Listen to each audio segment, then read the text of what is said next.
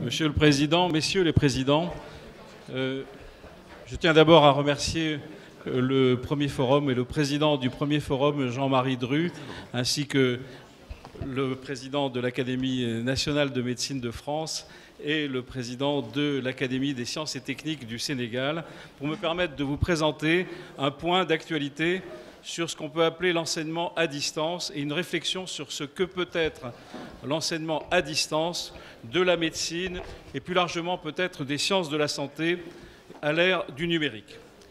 Alors en effet, aujourd'hui, le terme de formation à distance désigne l'enseignement et l'apprentissage médiatisés par le numérique. On n'est plus à l'ère de l'enseignement à distance qui correspondait à l'enseignement par correspondance.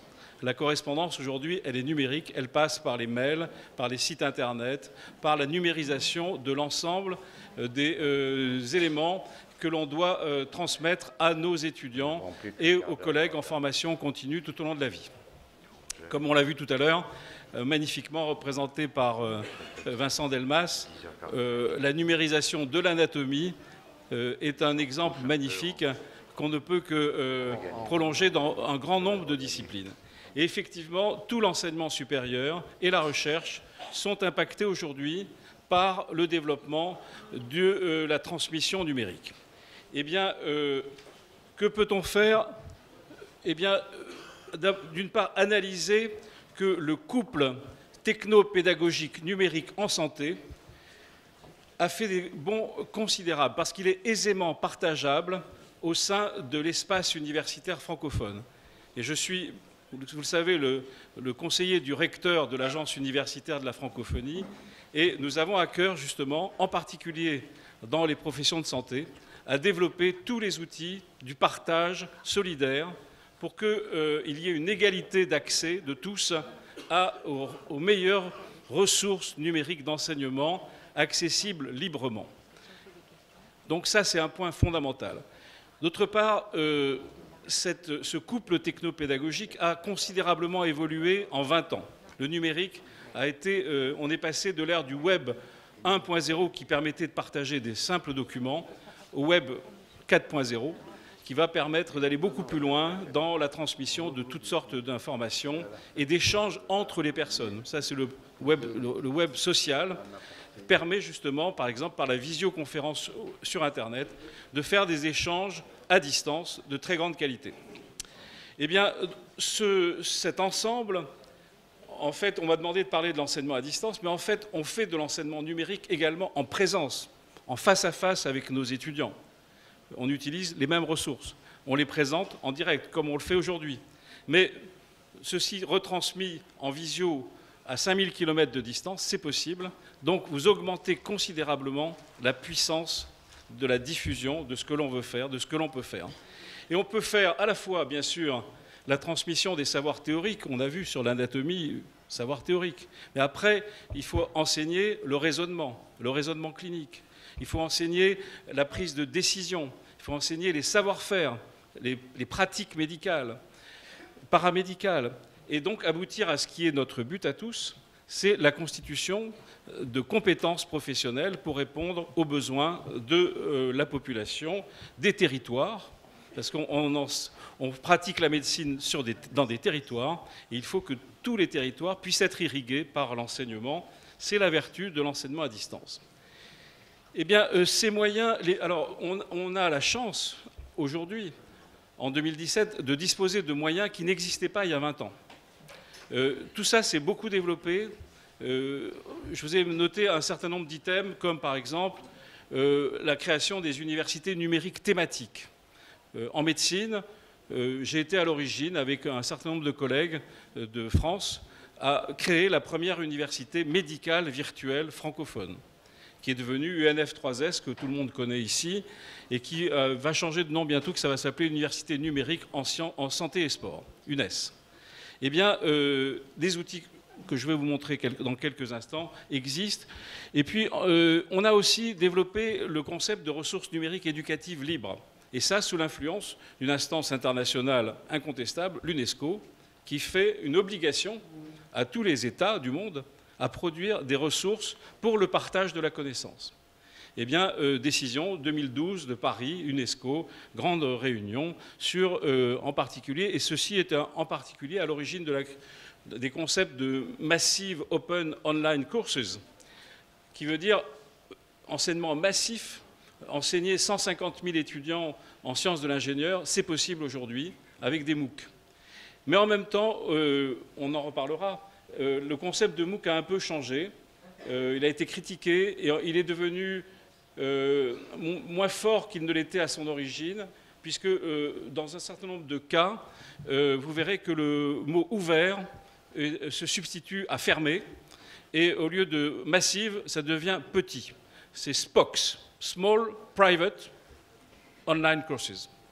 Et vous verrez ce vocable pas mal employé dans les formations professionnelles, on parle de corporate MOOC, et donc il y a un certain nombre d'éléments comme ça qui sont très importants à bien comprendre. Enfin, les réseaux sociaux nous permettent de faire de l'échange interpersonnel, individuel ou collectif.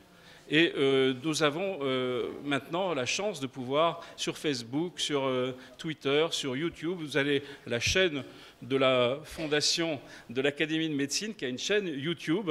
Je vous conseille, je vous suggère d'y aller. Et un grand nombre de productions fonctionnent très bien, librement, sur cette chaîne internationale remarquable. Voilà, je ne vais pas m'attarder trop longtemps, je vais vous montrer quelques images. Eh bien, vous connaissez tous, et je vous conseille d'aller sur le métaportail français et francophone de l'Université numérique des sciences de la santé et du sport, où vous allez, comme vous voyez à gauche en bas de l'image, il y a la production de MOOC. On a coopéré avec le Sénégal, avec votre ministre Awa Marie Coll Seck, qui a coopéré à la création d'un MOOC sur l'Ebola au moment de l'émergence de la crise. Et donc, on voit très bien que ça peut avoir un impact considérable à distance sur toutes sortes de populations qu'il faut former, non seulement nos étudiants, mais également le grand public, mettre à la disposition de tous, dans la mesure où ils peuvent y accéder, à ces ressources d'information qui peuvent devenir des ressources de formation. Hein, c'est ça le thème. Alors, donc ça c'est l'effort national que je vous ai présenté, français. Mais il y a l'effort international, dans lequel nous travaillons depuis 2015, sous l'impulsion de l'OIF, pour la création d'une stratégie internationale de l'espace, la construction, ensemble, du nouvel espace universitaire francophone, avec une valence numérique. Et je vais vous montrer donc en quoi nous avons avancé, avec l'aide de votre ministre de l'Enseignement supérieur, Marie Toniane, qui est un ami, avec les collègues de l'ensemble des pays francophones d'Afrique, de Côte d'Ivoire, du Togo, de Burkina, l'ensemble. 45 pays étaient à Paris au mois de juin 2015 pour conduire à la production de cet espace numérique, initiative pour le développement numérique ID9 de l'espace universitaire francophone qui permet à nos étudiants dans nos facultés de santé d'accéder gratuitement aux meilleures ressources de formation en médecine, en pharmacie, en odontologie, thématique, niveau par niveau, etc. Donc ceci est considérable, c'est un acquis dont il faut savoir faire la promotion dans vos facultés. Sinon, s'il n'y a pas la conduction du processus par les enseignants, malheureusement, ces processus d'université numérique restent souvent un peu insuffisamment utilisés, alors que des efforts considérables sont faits pour les développer. Alors, vous connaissez tous très certainement, à chaque fois que j'interviens sur le numérique, je rappelle cet acronyme anglo-saxon ATAWADAC. ATAWADAC, ça veut dire c'est la transformation digitale et le mobile learning grâce évidemment aux outils mobiles que nous avons tous. Vous savez qu'en Afrique aujourd'hui, il y a 750 millions de smartphones. 750 millions. Ça veut dire que le smartphone devient l'outil fondamental d'accessibilité au net à condition que vous ayez de la connectivité, du Wi-Fi de plus en plus. Et ça, c'est formidable parce que ça fait ATA, anytime, d'accéder de tout le temps, la nuit, le jour, à quand vous voulez, anywhere, de quelque endroit que vous êtes, avec n'importe quelle machine, any device, et à tous les contenus, dans la mesure où ils sont accessibles librement, any content.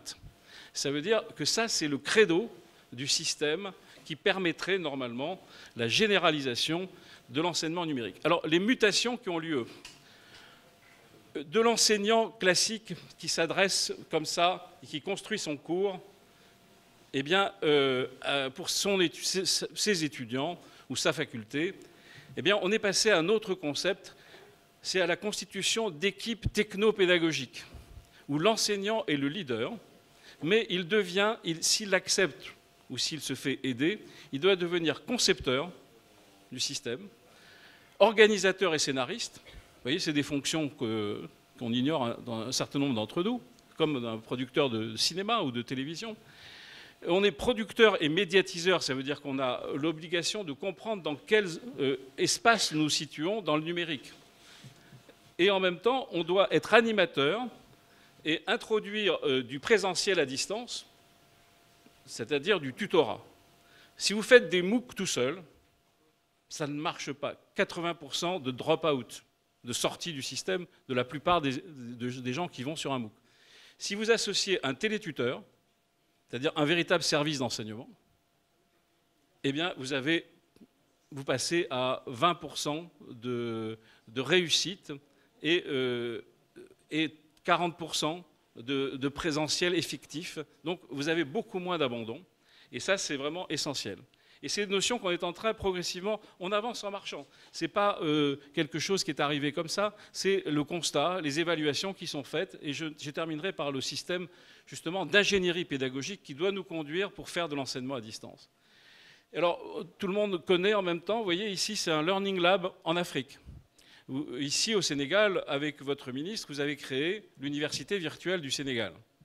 Et vous avez créé, c'est en cours, je crois, environ 50 espaces numériques ouverts.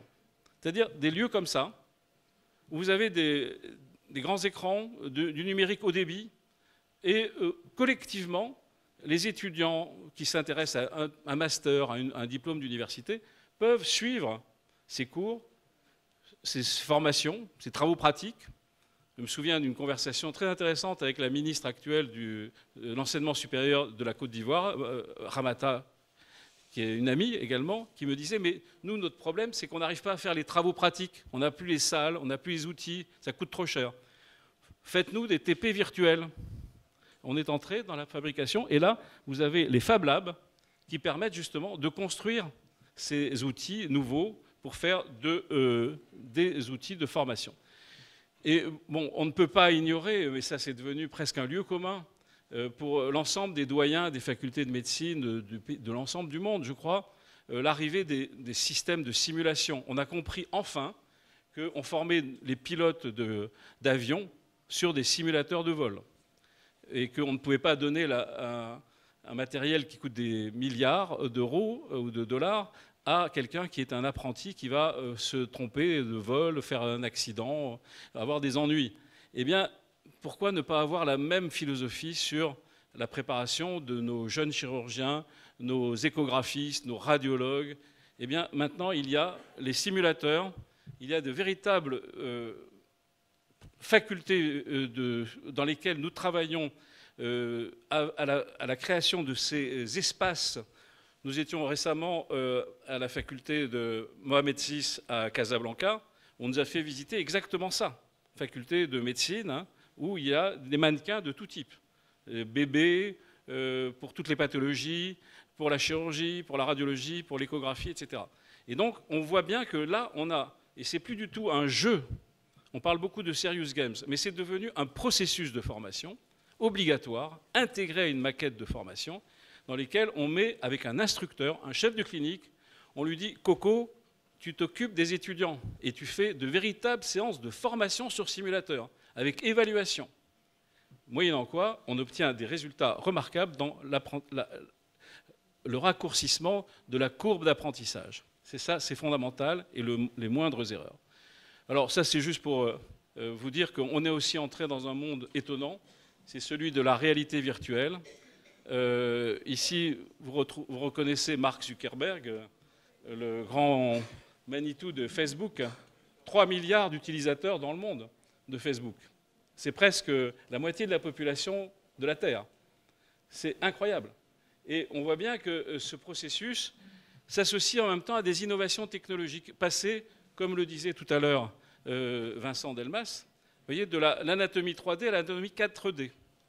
Sur votre smartphone, vous adaptez ce système de réalité virtuelle et vous naviguez dans le corps humain, dans le cœur, etc.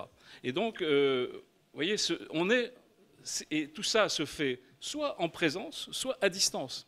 Et je reprends le thème de mon sujet, c'est-à-dire, véritablement, qu'est-ce que nous faisons actuellement avec ces outils, avec cette stratégie, cette ingénierie pédagogique. Nous travaillons à ce que nos étudiants et nos professionnels de la santé, et tous les professionnels d'ailleurs de tous les métiers du monde, puissent bénéficier d'un apprentissage responsable, personnalisé. Donc on passe du one to all, comme disent les anglo-saxons, à one to one. Et one ne fit pas all. Parce qu'il faut trouver les racines de qu'est-ce que je ne comprends pas, pourquoi je ne comprends pas, comment je peux aider, comment passer à un stade supérieur de compréhension et de compétence. Donc on assiste à la construction d'espaces d'apprentissage personnel et en même temps, presque paradoxalement, on peut dire qu'ils sont massivement personnalisés. Donc voilà.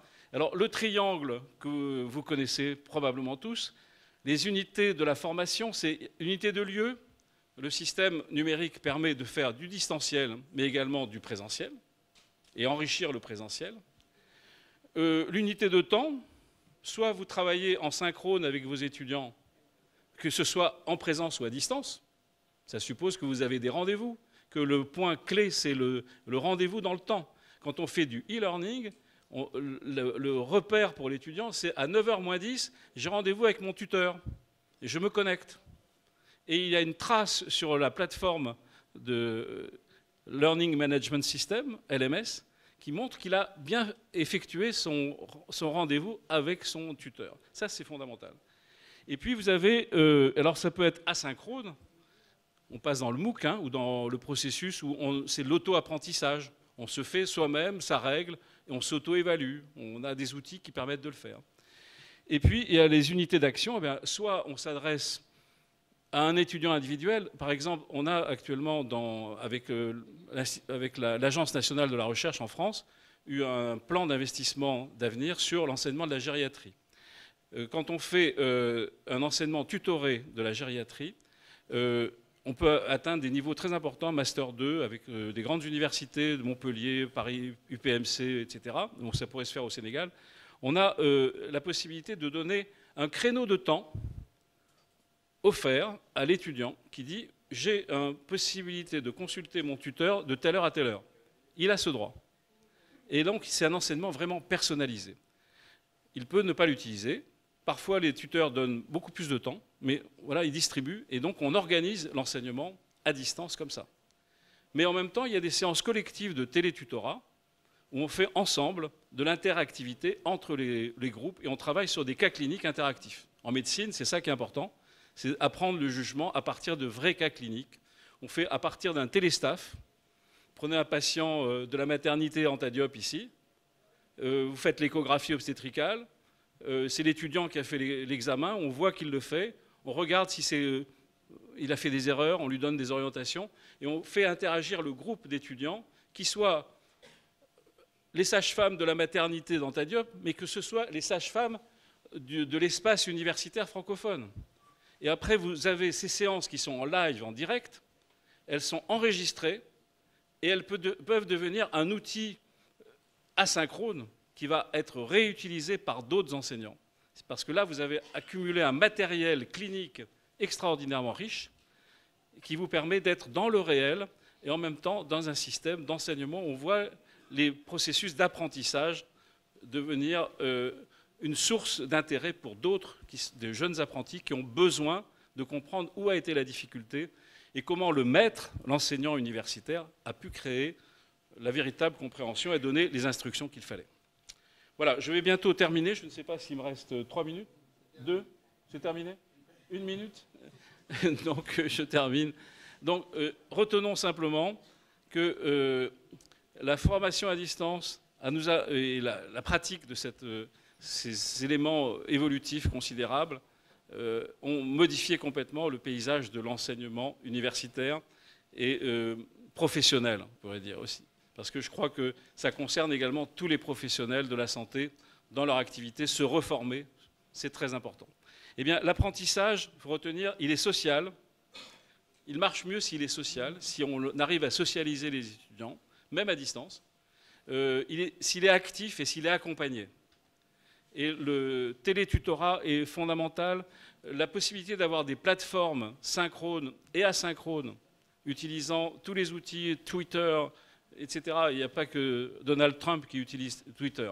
Et donc, il faut absolument que nos étudiants deviennent... Parce qu'en 150 signes, on dit beaucoup de choses. Et on mène peut-être même la politique d'un pays. Donc, c'est assez impressionnant. Donc, et enfin, l'apparition des télétuteurs qu'il faut structurer. Quelques bons exemples qu'on peut utiliser. Vous savez, on est quand même dans un déficit considérable, je terminerai par ça, de personnel de santé dans le monde. La commission de haut niveau de l'OMS a fait un diagnostic absolument impressionnant et presque effrayant sur l'Afrique francophone pour atteindre les objectifs de développement durable 2030, qui est la nouvelle perspective de la communauté internationale. Eh bien, il faudrait former quasiment 10, c'est ce qui est écrit dans le rapport, je vous répète, 18 millions de personnels de santé nouveaux à créer avec des salaires décents. Vous allez sur Google, vous cherchez création de personnel de santé et vous allez trouver ce fameux rapport. Eh bien, si on en reste au système universitaro-centré, avec une faible capacité de production, eh bien, on n'arrivera pas à atteindre ces objectifs. Il faut changer le processus, il faut décentraliser, il faut organiser, tout en gardant le cordon ombilical avec les instances scientifiques, académiques, universitaires, il faut que le lien s'étende, qu'on entre dans un processus disruptif, pour faire plaisir à mon président, et je crois beaucoup à la disruption, c'est-à-dire des processus qui changent, qui ne sont pas contre ou pour, mais qui sont quelque chose d'autre. Eh bien, on entre dans ce monde-là et on a besoin de réfléchir ensemble à trouver les meilleures solutions. Je vous remercie. Bon, merci.